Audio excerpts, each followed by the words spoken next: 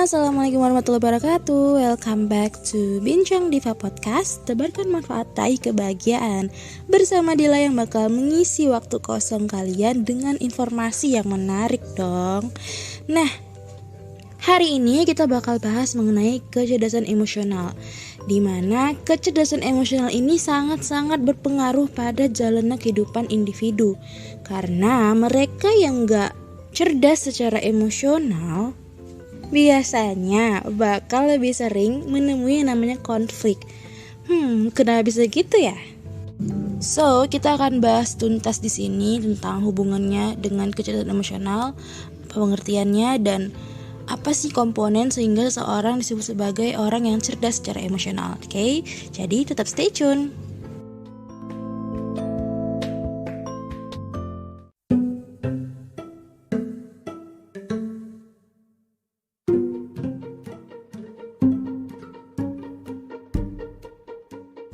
Kecerdasan emosional adalah kemampuan untuk mengenali perasaan diri sendiri, orang lain, dan mengelola emosi dengan baik. Kecerdasan ini gak kalah penting loh dari kecerdasan intelektual, karena kecerdasan emosional adalah kekuatan di balik singgasana kemampuan intelektual. Tanpanya, orang-orang tidak akan menggunakan kemampuan kognitif mereka sesuai dengan potensi yang maksimum. Misalnya ketika lagi marah, kalau lagi marah meluap, gak dikontrol dengan baik, akhirnya kita akan melakukan hal-hal yang akan disesali setelah marah kita tuh hilang gitu. Ada seorang psikolog yang mendalami bidang kecerdasan emosional bernama Daniel Goleman. Dia pernah menyatakan bahwa untuk mengidentifikasi kematangan emosi seseorang, ada beberapa komponen yang bisa digunakan sebagai parameter utama. Yang pertama adalah self-awareness, yaitu kemampuan mengenali dan memahami suasana hati. Jadi kayak kesadaran diri gitu. Nah, menurut John Mayer, kesadaran diri berarti waspada terhadap suasana hati maupun pemikiran kita tentang suasana hati itu sendiri. Jadi, harus tahu tuh seluk-beluk perasaan kita. Hari ini aku lagi ngerasain apa sih? Senangkah, sedihkah, kecewakah? Jadi, dinamain tuh emosinya. Terus juga harus tahu alasan kenapa bisa ngerasain itu. Nah, jadi self-awareness inilah langkah awal yang sangat penting untuk mengenal, memahami diri sendiri gitu. Jadi orang-orang yang cerdas secara emosi tuh ngerti kenapa mereka ngerasain sesuatu, kenapa mereka sedih, kenapa mereka marah, dan mereka juga tahu sebabnya. Karena itu mereka juga bisa mencarikan solusi untuk hal itu. Komponen yang kedua adalah self-regulation atau pengendalian diri. Orang yang cerdas secara emosi tidak berada di bawah kekuasaan emosi mereka, melainkan mereka selalu di atasnya. Jadi mereka punya kecakapan untuk tetap tenang dalam suasana apapun. Mampu menghilangkan kegelisahan yang timbul, berdamai dengan kesedihan, kembali bersemangat setelah kegagalan, mampu kembali pulih dari tekanan emosi. So, terjadinya keseimbangan emosi adalah tujuan utamanya, bukan untuk menahan emosi, tetapi membuat setiap perasaan mempunyai nilai dan makna yang dikehendaki. Seperti kata Aristoteles, marah itu mudah, tapi marah pada orang yang tepat, tingkat yang tepat, waktu, tujuan, dan cara yang tepat hanya bisa dilakukan oleh orang-orang yang cerdas secara emosi.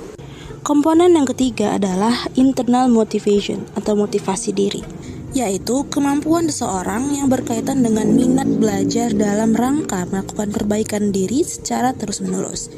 Nah, motivasi adalah hasrat, dorongan hati untuk bangkit kan. So, orang-orang yang punya kemampuan ini adalah orang-orang yang produktif dan efektif dalam menghadapi hal apapun dalam kehidupannya. Tentu ada banyak cara untuk bisa memotivasi diri dan melatih untuk jadi orang yang selalu termotivasi. Bisa dengan baca buku, melihat seminar, datang ke tempat-tempat motivator ulung gitu. Jadi bisa disesuaikan dengan pilihan masing-masing individu itu. Selanjutnya, komponen yang keempat adalah empati. Empati adalah kemampuan untuk memahami reaksi emosional dari orang lain. Memahami, mengenali emosi orang lain, serta mampu mengkomunikasikannya terhadap orang yang bersangkutan. Nah, Kemampuan ini itu dibangun atas dasar kesadaran diri sendiri. Sadar bahwa orang lain juga punya kepentingan, punya masalah, sama halnya dengan diri kita sendiri. Sadar bahwa lingkungan yang membentuk individu itu berbeda-beda dan manusia tidak ada yang sama. Serta perbedaan itu bukan suatu hal yang harus disikapi dengan perlawanan. Mampu memahami perspektif, menyelaraskan diri dengan berbagai macam-macam orang. Orang-orang yang punya kemampuan ini memang benar-benar bisa ngerasain perasaan orang lain. Kalau curhat sama mereka tuh benar-benar nyaman karena mereka bisa paham kan. Mereka gak yang menjudge kalau kamu tuh kurang bersyukur lah atau apalah. Mereka akan fokus pada kamu, bukan malah membandingkan hidup kamu dengan hidup dia gitu. Berusaha untuk bandingkan bahwa kamu tuh harus bersyukur, aku lebih banyak masalah loh. Jadi gak ada kompetisi lampu sorot di sana. Mereka adalah pendengar yang baik. And then komponen yang terakhir adalah social skill atau keterampilan sosial, yaitu mampu menangani emosi dengan baik ketika berhubungan dengan orang lain dan dengan cermat membaca situasi dan jaringan sosial. Gardner memecah keterampilan sosial ini menjadi 4 jenis kemampuan, yakni kepemimpinan, kemampuan membina hubungan, mempertahankan persahabatan, kemampuan menyelesaikan konflik, dan keterampilan analisis sosial. Nah, itu tadi komponen-komponen dari kecerdasan emosi. Semoga bermanfaat. Aku Dila, pamit undur diri. Wassalamualaikum warahmatullahi wabarakatuh.